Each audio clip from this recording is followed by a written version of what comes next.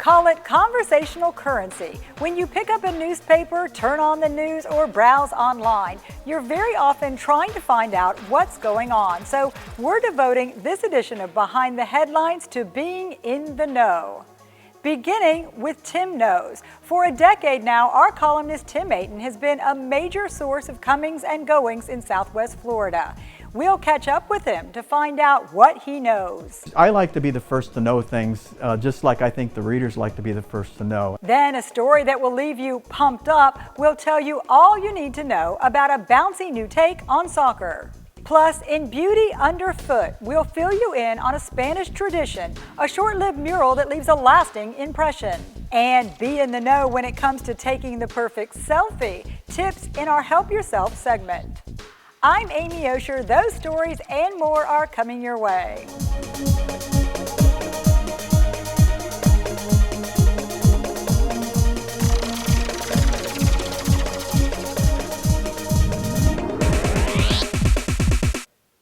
Thanks for joining us. Who doesn't want to be in the know? Whether it's a new restaurant or business opening or closing, it's always a topic of conversation. In the past decade, it's been a wild ride between upturns and downturns.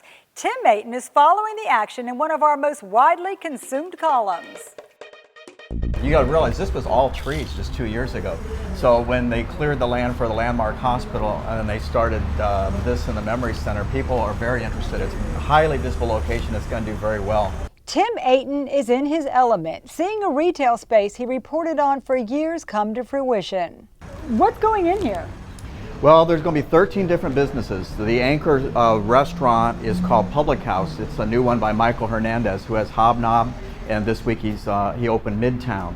A walking, talking encyclopedia of knowledge, Tim likens himself to the sports fan who collects trading cards and memorizes stats. Almost impossible to stump, he's a fountain of facts, sharing tidbits on just about every shopping plaza in Collier County. We've got River Chase would be the first one on the corner, River Chase Plaza, which is owned by Kite Realty Group. And then you've got a little further up, there's Royal Cove Plaza, which will have a new restaurant opening in that soon, which I'll be reporting about. How's it going? What's this going to be? Oh, beauty salon. Oh, cool. I like to be the first to know things, just like I think the readers like to be the first to know.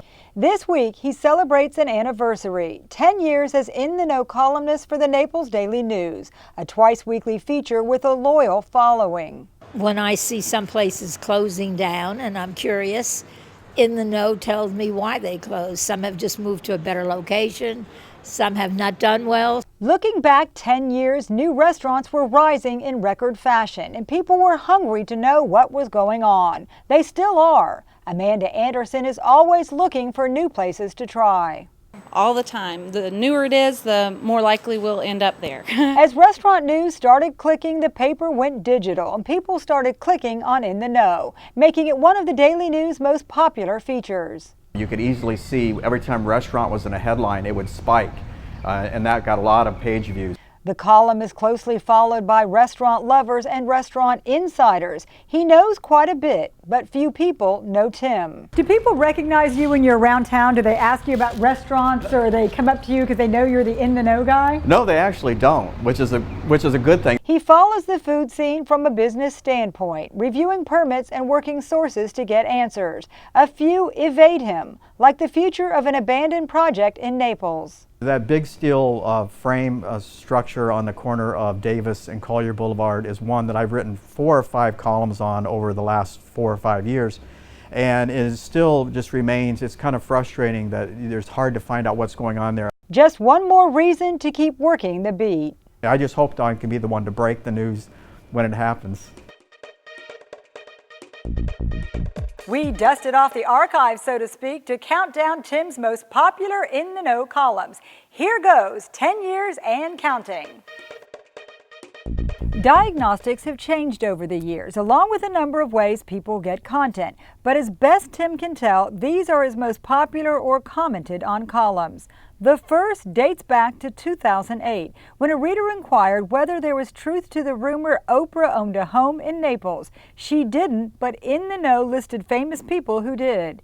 Next, in 2010, a mystery involving the China Pavilion restaurant. It abruptly shut down. The owners vanished with food inside and mail piling up. Still no word on their whereabouts. In 2011, many people wrote in wanting to know about the little blue lights on intersection traffic signals. Tim found they're visible from any angle and trigger when the traffic light turns red, helping law enforcement catch red light runners. A few top red columns had to do with Billy Fusillo of Kia commercial fame and the steel skeleton at Davis and Collier Boulevards. His most recent top viewed column came in September 2015. It updated readers on the status of a new Publix plan for Golden Gate Estates. You can reread Tim's most popular in the know columns by going to naplesnews.com. We've set up a link for you. Still to come, we carry on being in the know, hitting the newsroom, uncovering tips and details. That's next.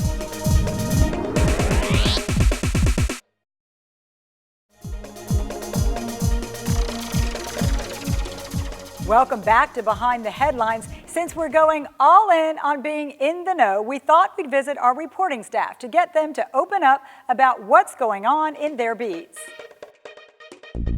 I'm Joey Craney. I'm the City of Naples reporter who covers city government and city hall. On Wednesday, the Naples City Council took a vote to change the city's travel policy, which creates a stricter policy for employees who want to travel places overseas.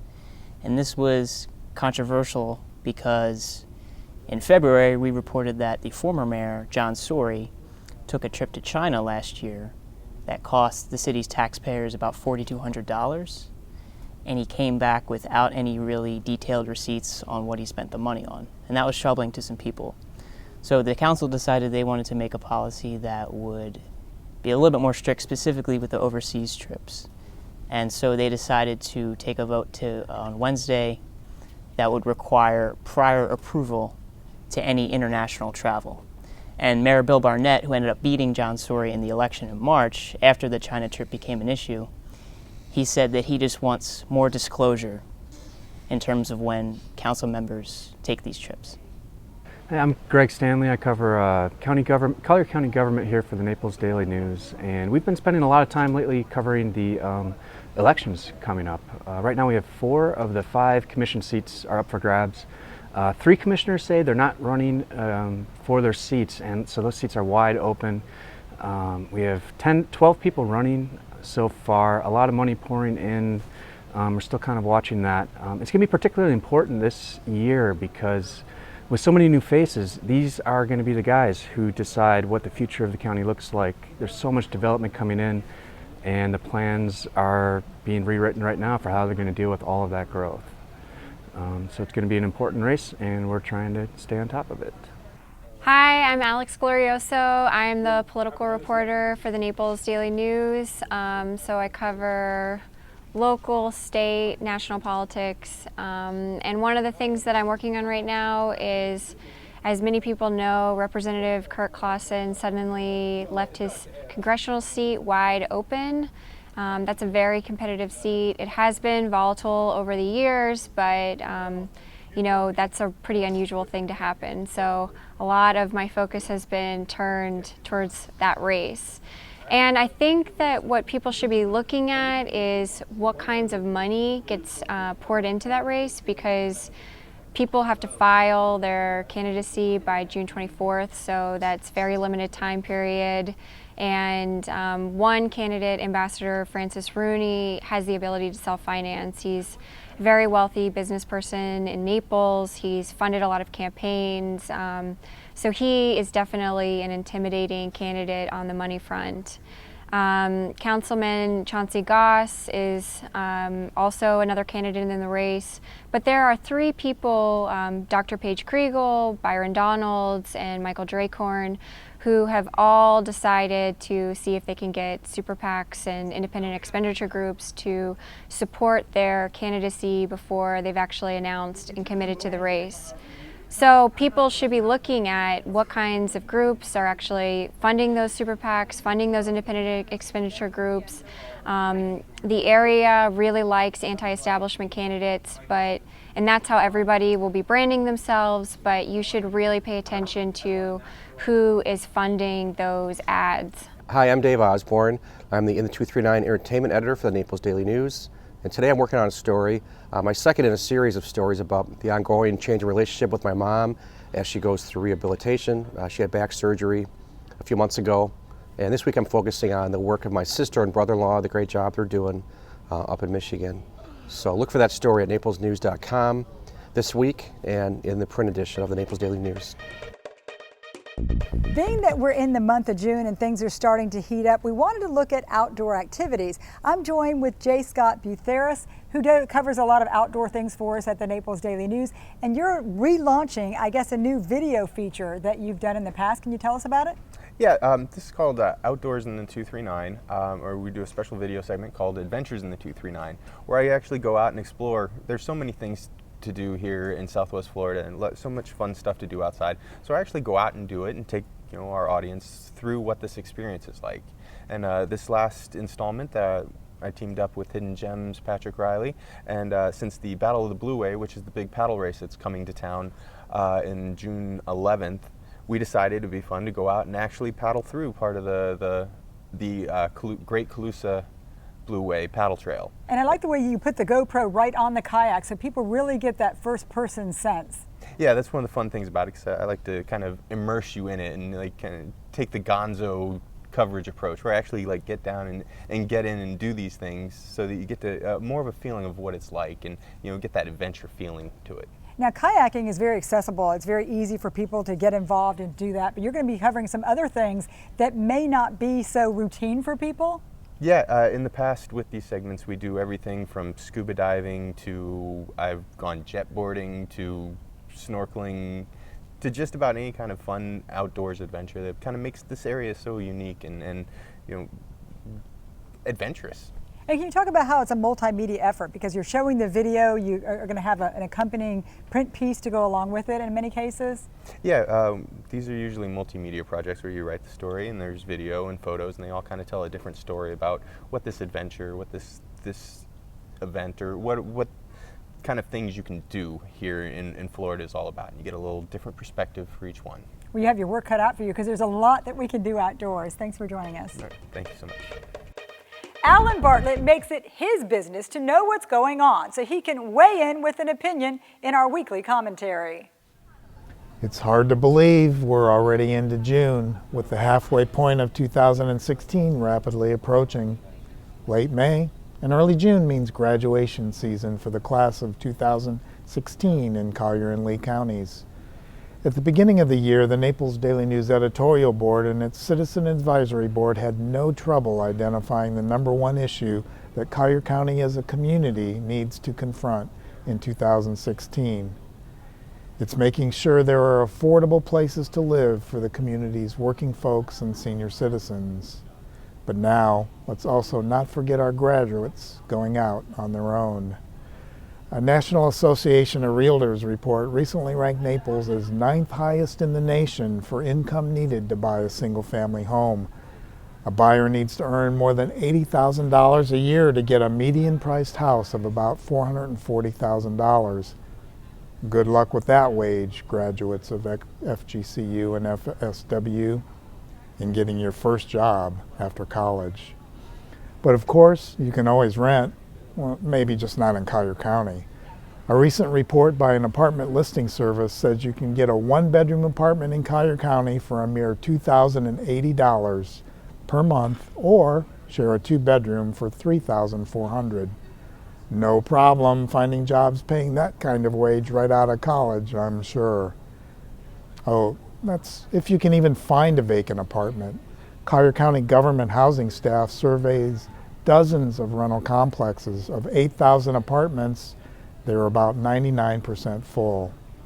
Lee County has cheaper housing, which is bad news for Collier County businesses, because if their new hires can find work closer to where they live, that means they don't have to commute. Collier County commissioners are planning to hire a consultant to put together a plan that should be ready in 2017 to address housing for the workforce. That won't do much for the class of 2016, But maybe in the future we can look forward to a day when more of those educated here can afford housing so they can stay in Southwest Florida to put their skills to work. That's what I'm thinking. Join in the conversation at naplesnews.com. Still to come, snapping a selfie. The good, the bad, and the ugly. A Portrait Pro has tips to help you dazzle. That's ahead in Behind the Headlines.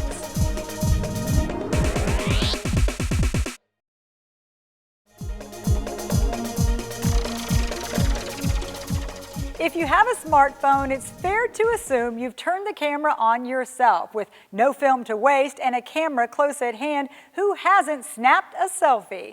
In our Help Yourself segment, we feature an expert who can help you put your best face forward.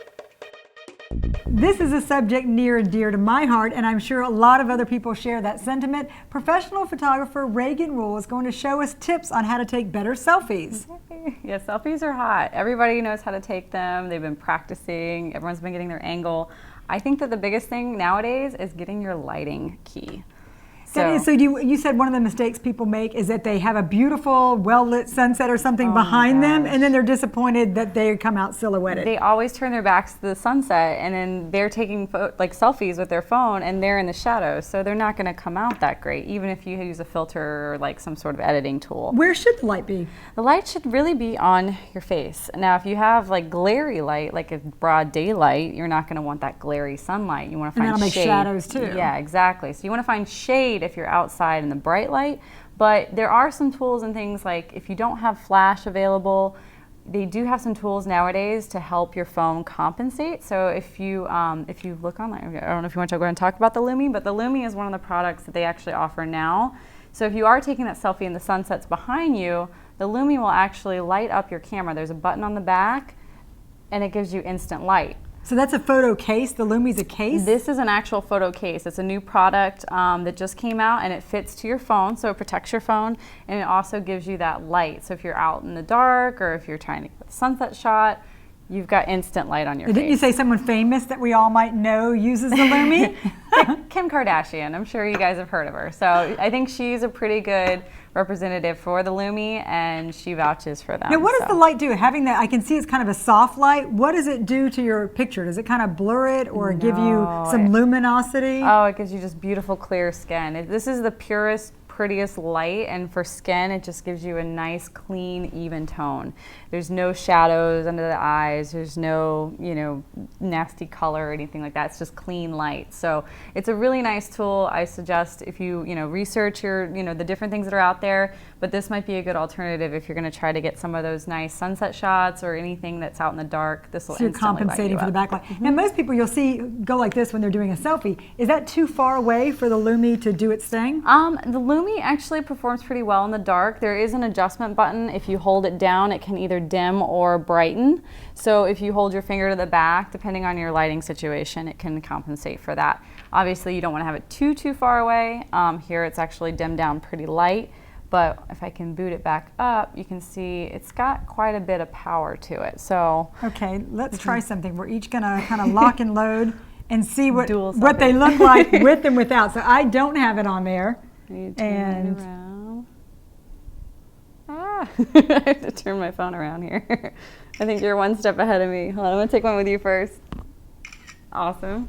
Okay, let's see you. And I'm going to turn mine around. I'm going to go ahead and go into Instagram.